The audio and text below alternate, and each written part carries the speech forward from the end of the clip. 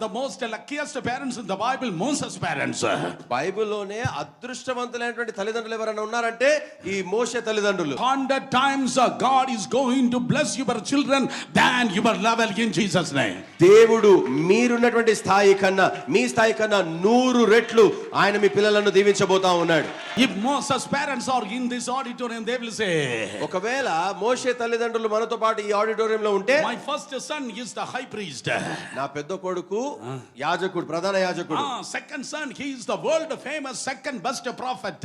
నా రెండవ కుమారుడేమో ప్రపంచ ఖ్యాతి గాంచినటువంటి అతి శ్రేష్టమైనటువంటి ప్రవక్తలలో రెండవ వాడు. And we have only one daughter, she is a worship leader. In the middle of the sea she will sing. మాకు ఒకే ఒక కుమార్తె, ఆమెనేమో ఆరాధికురాలు, సముద్రము నట్ట నడుమ ఆమె ప్రభుని స్తుతిస్తా ఉంటది. Oh, come on, in the name of Jesus. యేసు నామములో. From your house not even a single child cannot be waste. మీ ఇల్లులో మీ సంతానములో ఒక్క పిల్లవాడు కూడా, ఒక్క సంతానము కూడా వృధా కావడానికి, తప్పిపోవడానికి, పాపమునకు పడిపోవడానికి వీల్లేదు.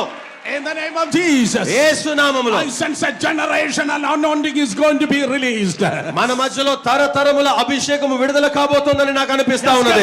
Yes, generational ministry is going to release on your family. తరతరములు కొనసాగే పరిచర్యకు కావాల్సిన అభిషేకము మీ కుటుంబం మీద విడుదల కాబోతా ఉన్నది. Now he is not the God of seasons, he is the God of generations. ఎందుకంటే మన దేవుడు కాల పరిమితి చెందిన దేవుడు కాదు, ఆయన తరతరములకు దేవుడై ఉన్నాడు.